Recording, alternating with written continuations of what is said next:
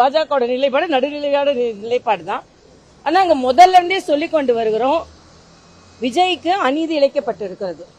அவருக்கு அனுமதி கொடுக்கப்பட்டதிலிருந்து ஒரு நிகழ்ச்சியை ஏற்பாடு செய்வதற்கான ஒரு இயல்பான ஒரு நோக்கத்தை எதிர்த்து எந்த இடம், எத்தனை மணிக்கு, எத்தனை பேர் வருவாங்க, இப்படி எந்தவித ஒரு முழுமையான கவனம் செலுத்தாமல் அரசாங்கம் அநீதி இழைத்திருக்கிறது. விஜய்க்கு மட்டும் அநீதி இழைக்கல, அவர்களை பார்க்க வந்த தொண்டர்களுக்கும் அநீதி இழைத்திருக்கிறார். இது நாம சொல்லல, உச்ச நீதிமன்றமே அதில் கருத்துக்களை சொல்லி இருக்கிறார்கள். இன்னைக்கு ஏன் முதலமைச்சருக்கு இவ்வளவு கோபம் வருகிறது? எல்லா பழியும் தூக்கி நீங்க போடும்போது நான் கேட்கிறேன், இன்னைக்கு பேசுறீங்கல்ல, அன்னைக்கு மெரினா பீச்ல வானூர்தி சாகச நிகழ்ச்சியில நீங்க உட்கார்ந்து இருக்கீங்க.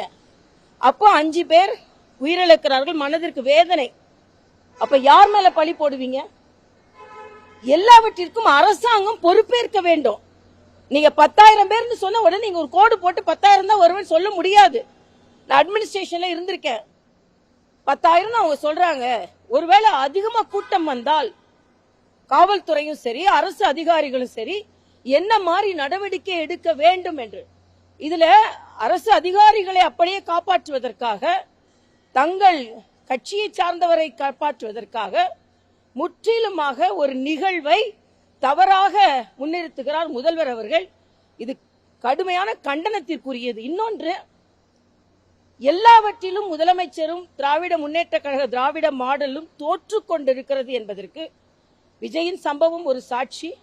அதே மாதிரி வெளிநாட்டு முதலீடுகளுக்கு ஈர்க்கிறோம் என்று சொல்லிவிட்டு ஃபேக்ஸ்காம் நாங்க இங்க முதலீடு செய்யலன்னு சொல்லிட்டாங்க. அதே மாதிரி கூகுள் நிறுவனம் ஏஐ இதுவரைக்கும் இந்தியாவில் வெளிநாட்டு நிறுவனம் ஒன்று விசாகப்பட்டினத்தில் மிக பிரம்மாண்டமான ஒரு முதலீடை செய்திருக்கிறார்கள். இங்க நாங்க வெளிநாடு கிளம்புறோம் சொல்லி எந்த முதலீடும் வருவதாக இல்லை, எல்லாமே பொய். கொஞ்சம் கொஞ்சமாக தேர்தல் வர வர வர இவங்க சாயம் வெளுக்க போகிறது, மக்கள் வெளுத்து வாங்க போகிறார்கள், அதனால் இவர்கள் வீட்டுக்கு போக போகிறார்கள் என்பதான் உண்மை. பதற்றம் இன்று சட்டமன்ற நிகழ்வுகளிலே தெரிகிறது.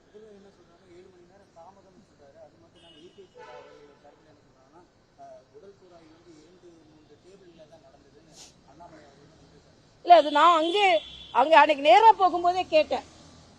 25 உடல்களுக்கு மரியாதைக்குரிய முதலமைச்சர் நடு இரவு வந்து அஞ்சலி செலுத்தினாரே, அப்ப எவ்வளவு விரைவா செஞ்சீங்க? எவ்வளவு மருத்துவர்கள், உடல் கூராய்வுக்கு மருத்துவர்கள், அரசாங்கம் என்ன சொல்லுதுன்னா, நாங்க உடனே 51 மருத்துவர்களை வர சொன்னோம். உடல் கூராய்வு நிபுணர்கள் வந்தார்களா? ஒரு உடலுக்கு உடல் கூராய்வு செய்வதற்கு எத்தனை நிமிடம் எடுத்துக்கொண்டீர்கள்?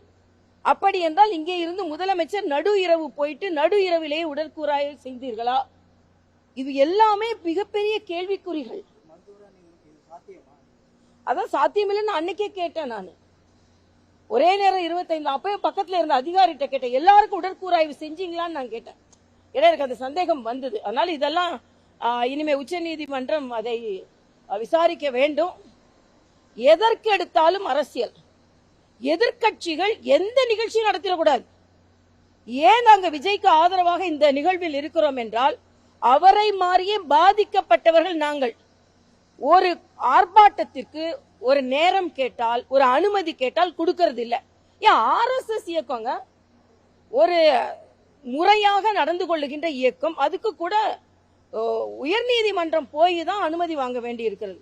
அண்ணா யூனிவர்சிட்டியில ஒரு பெண் பாதிக்கப்படுகிறாள் என்று என்னை உட்பட, நான் உட்பட போய் ஆர்ப்பாட்டம் நடத்த ஒரு வார்த்தை சொல்லக்கூடாம எங்களெல்லாம் பிடிச்சி வேன்ல ஏத்துறாங்க. ஆனா அதே அவங்கள கூட்டணி கட்சி தலைவர்கள், அண்ணன் திருமாவளவனின் நிகழ்வை நீங்களை பார்த்தாலே தெரியும், ஸ்டாலின் அரசு எவ்வளவு பாராபட்சமாக நடந்து கொண்டிருக்கிறது என்று.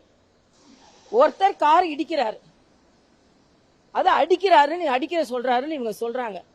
நேற்று எங்க கட்சியை சார்ந்தவர்கள், அண்ணாமலை போன்றவர்கள் எது சொன்னா, நீ தீபாவளி கொண்டாட முடியாது, நீ நடமாட முடியாது, அப்ப இதே வேற யாரும் சொல்லியிருந்தா நீங்க என்ன சொல்வீங்க? அப்போ எல்லாரும் நீங்க மிரட்டணும், ஆர்ப்பாட்டம் நடத்தக்கூடாது, உங்களை எதிர்த்து பேசக்கூடாது. நீங்க தான் கருத்து சுதந்திரத்தை பற்றி பேசிக் கொண்டிருந்தவர்கள், கருத்து பதிவிட்டவர்களும் கைது செய்றீங்க. ஆக தோல்வி முகத்தில் இருக்கிறீர்கள் என்று மிக தெளிவாக தெரிகிறது. பதற்றத்தில் இருக்கிறீர்கள். எதிர்க்கட்சிகளின் குரல் வலைகளை நெசுக்க முடியாது, நெரிக்க முடியாது என்பது எனது கருத்து.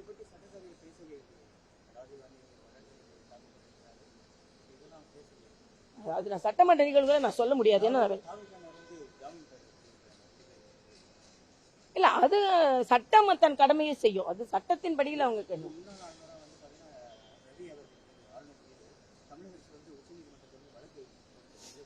இல்ல, அது அந்தந்த வழக்கை பற்றி நான் இப்ப உச்ச நீதிமன்றமும் உயர் நீதிமன்றமும் ஒரு நிகழ்வு போனப்ப அதுல கருத்து சொல்றது சரியில்லை. ஆனா முதலில் இருந்தே ஆளுநர் மீது ஒரு பாராபட்சமான பார்வையை தமிழக அரசு கொண்டிருக்கிறது. இதை மாற்றப்பட வேண்டும் என்பது எனது கருத்து.